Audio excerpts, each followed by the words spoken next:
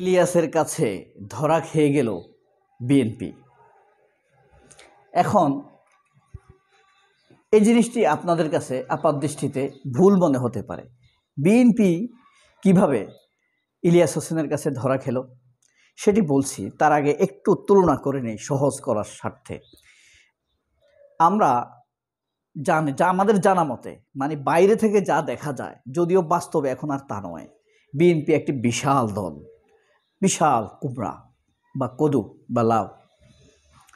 এখন বিএনপির ভিতরে কি অবস্থা আল্লাহই ভালো জানে। আপনারা পুরনো সময়ের কাছারিঘরে গিয়েছেন কখনো? কাছারিঘর বুঝেন? প্রতিটি গ্রামের প্রতিটি বাড়ির সামনে একটি বাংলোর মতো একটি ঘর থাকে, এখানে হুজুর থাকে, মাস্টার থাকে, মক্তব হতো। এখনও কিছু কিছু বাড়িতে গেলে আপনি এই ঘরগুলো দেখবেন। অধিকাংশ বাড়িতে ঘরগুলো ভেঙে গিয়েছে, এখন আর হুজুররা থাকে না, তবে ঘরগুলো এখনও রয়ে গিয়েছে। কিন্তু কি হয়েছে, এক কোণা দেবে গিয়েছে, তাদের পিলার খুলে গিয়েছে, পিলার ঘুনে খেয়ে ফেলেছে।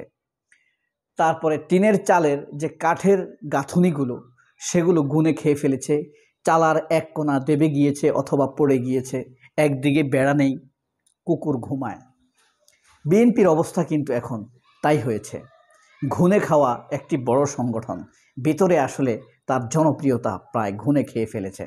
যাই হোক, ভোটের আগ পর্যন্ত তো ধরে নিতেই হবে সবচাইতে বড় দল। কিন্তু এই বড় দলটি ইলিয়াস হোসেন, পিনাকি ভট্টাচার্য, কনক সারোয়ারদের কাছে হেরে গিয়েছে। হেরে গিয়েছে মানে হেরে গিয়েছে। অনেক বিএনপির উপর পর্যায়ের নেতারা পিনাকিকে গালি দেয়, ইলিয়াসকে গালি দেয়, কনক সারোয়ারকে গালি দেয়। কিন্তু পিনাকি, ইলিয়াস, কনক সারোয়ারদের সমালোচনাগুলো বিএনপির সবচেয়ে গঠনমূলক। এবং আপনারা আরও আশ্চর্য হবেন, যারা দেখেছেন তারা জানেন, গত 2 বছর, 3 বছর, 5 বছর যাবৎ বিএনপির পক্ষে কারা দাঁড়িয়েছিল। সবার আগে আমরা দেখেছি এই ইলিয়াস হোসেন বিএনপির পক্ষে দাঁড়িয়েছে। কনক সারোয়ার, পিনাকি ভট্টাচার্য এরাই বিএনপির পক্ষে ছিল, নির্যাতিত নিপীড়িত মানুষের পক্ষে ছিল। এখন এই লোকগুলোকে আওয়ামী স্টাইলে জামায়াত বলে গালি দিচ্ছে, জামায়াতপন্থী বলে গালি দিচ্ছে বিএনপির লোকেরা, যারা অবশ্য বলছে তারা আওয়ামী ফরম্যাটের, আওয়ামী মেন্টালিটির লোক। এদের মেন্টালিটির সাথে বিএনপির তৃণমূল পর্যায়ের মানুষের কোনো রকম সামান্যতম কোনো মিল নেই। ব্যাপারটা কি বুঝতে পারছেন? এই যে আমরা এবার আসল ঘটনায় আসি, প্রমাণসহ। এই যে দেখেন, আমার বাম পাশে একটি ছবি দেখতে পাচ্ছেন। এই ছবিটা শাহেদ আলম, মব সাংবাদিক শাহেদ আলম এবং কদরউদ্দিন শিশির তাদের ফেসবুক ওয়ালে দিয়ে লিখেছে যে ইলিয়াস হোসাইন, সাংবাদিক ইলিয়াস হোসাইন কমপ্লিট ক্লিয়ার একটি মিথ্যা সংবাদ ছড়িয়েছে। আর দুটি নিউজের মধ্যে একটি ইত্তেফাকের দেখা যাচ্ছে, আর একটি অন্য কোনো পত্রিকার নিউজ দেখা যাচ্ছে। নিউজটি কি বিষয়ে? সালাউদ্দিন আহমেদ গুম কমিশনে অভিযোগ করতে গিয়েছিলেন। গুম কমিশনে কত, এই যে জুনের 3 তারিখ, আজকে। কিন্তু এই ঘটনাটি হলো 22 তারিখের। 22 তারিখে ইলিয়াস হোসেন একটি ফেসবুক স্ট্যাটাস দিয়েছেন যে ইলিয়াস হোসেন রয়ের প্রশিক্ষণ নিয়েছে। সে ভারতে 9 বছর যাবৎ রয়ের প্রশিক্ষণ নিয়েছে, কিভাবে বিএনপিকে রয়ের পথে পরিচালিত করবে, ভারতপন্থী দল হিসেবে রূপান্তরিত করবে।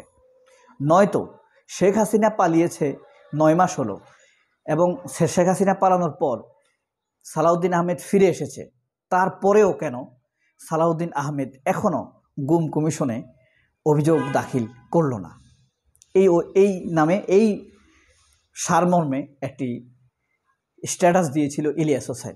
এরপরে শাহেদ আলম সহ বিএনপির যে সকল প্রোপাগান্ডা টিম আছে, কদরউদ্দিন শিশির, তারপরে জুলকারনাইন সায়ের, তারপরে আছে শাহেদ আলম, তারপরে আছে আপনার এই কথা কামাল, পান্না, এরা এই স্ট্যাটাসটা দেয় যে ইলিয়াস হোসেন একটি ক্লিয়ার মিথ্যা সংবাদ ছড়িয়েছে। এখন প্রশ্ন হলো, আসলেই যদি এই সংবাদ দুটি সত্য হতো, তাহলে কি আজকে আবার সালাউদ্দিন আহমেদ যেতেন না? অর্থাৎ বিএনপির প্রোপাগান্ডা টিম তথা শাহেদ আলমের, আলমের মিথ্যা ধরা খেয়ে গেল, কদরউদ্দিন শিশিরের মিথ্যাও ধরা খেয়ে গেল। কদরউদ্দিন শিশির একজন বিশ্বস্ত ফ্যাক্ট চেকার, মিথ্যা সংবাদকে যাচাই করেন, তার ওয়ালে এই খবরটি দেখে অনেকেই হয়তো প্রাথমিকভাবে ধরে নিয়েছে ইলিয়াস হোসেন আসলে মিথ্যা বলেছে, কিন্তু এখন তো ধরা খেয়ে গেল। এবার বলি এই নিউজগুলো তারা কিভাবে সংগ্রহ করলো। দুইভাবে সংগ্রহ করা যেতে পারে। এক, তাদের এতই প্রভাব, ইত্তেফাককে বলেছে তোমরা একটি নিউজ করো যে সালাউদ্দিন আহমেদ গুম কমিশনে গিয়েছেন, নিউজ করেছে অনলাইনে, তারপরে একটা স্ক্রিনশট নিল, তারপর নিউজটি মুছে দিল। ব্যাপার না, কোনো ব্যাপার না, একটা নিউজ করলো, তারপরে স্ক্রিনশট দিল, তারপর আবার মুছে দিল। আবার দেখেন আরেকভাবে সম্ভব, সেটা হলো অন্য কোনো নিউজের উপরে এটা লিখে এডিট করে লিখতে পারে। অর্থাৎ ইলিয়াস হোসেনকে ধরা খাওয়ানোর জন্য এরা এই প্রোপাগান্ডা টিম এই প্রতারণা যেভাবেই করুক, দুটেই প্রতারণা, দর্শক ঠকানো, দর্শকের সাথে তথ্য প্রতারণা করা, তথ্য সন্ত্রাস করার শামিল। এখন জরুরি প্রশ্ন যেটা, সেটা হলো যে তাহলে সালাউদ্দিন আহমেদ যে আজকে গেলেন, তখন যদি যেতেন তাহলে আজকে গেলেন কেন? আরেকটি বিষয় হলো, সেই আমরা 16, 17, 18, 19 সাল থেকে ইলিয়াস হোসেনকে দেখে আসছি, 22, 23, 24 সাল থেকে পিনাকি ভট্টাচার্যের ফেসবুক স্ট্যাটাস শুনে আসছি, এবং সে 2022-23 সাল থেকে কনক সারোয়ারকে আমরা শুনে আসছি। তাদের কোনো সংবাদ তথ্য আজ পর্যন্ত মিথ্যা প্রমাণিত হয়েছে এখন পর্যন্ত আমি দেখিনি। সেই ইসকন নিয়ে যখন ইলিয়াস হোসাইন কথা বলেছে 2018 সালে, তখন অনেকে হাসাহাসি করছে না? শাহেদ আলম হাসাহাসি করেছে না? খালেদ মহিউদ্দিনরা হাসাহাসি করেছে না? কিন্তু দেখেন 7 বছর পর কি হলো? ইসকন যে ভয়ঙ্কর সন্ত্রাসী সংগঠন, শিশু বলাৎকারকারী সংগঠন, মুসলিম হত্যাকারী সংগঠন, সেটা কি প্রমাণিত হয়েছে?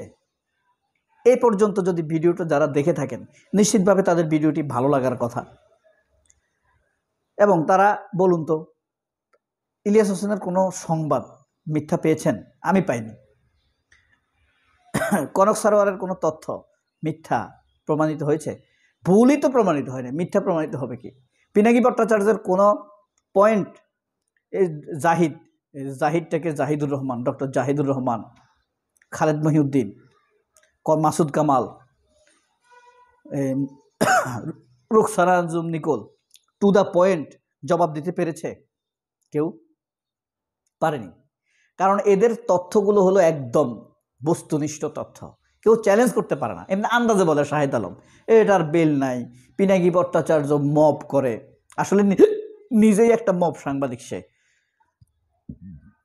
খালেদ মহিউদ্দিন, মাহমুদুর আলম পান্না, কথা কামাল, শাহেদ আলম, এরা কিন্তু মব সাংবাদিক। এই যে আপনার নিকোল, এরা হইলো ট্রেন্ড, কাউকে মানে ছাত্রদেরকে এখন তাদের অপমান করতে হবে, ডক্টর ইউনূসকে ছোট করে কথা বলতে হবে, এটা হইলো তাদের ট্রেন্ড। এদের উপরে নির্ভর করার কিছু নাই। বিএনপি কিন্তু ফাইনালি সালাউদ্দিন আহমেদ সিধা হয়ে গেল, ধরা হয়ে গেল। কার কাছে? ইলিয়াস হোসেনের কাছে। সবাই অনেক ভালো থাকবেন। আল্লাহ হাফেজ। আসসালামু আলাইকুম।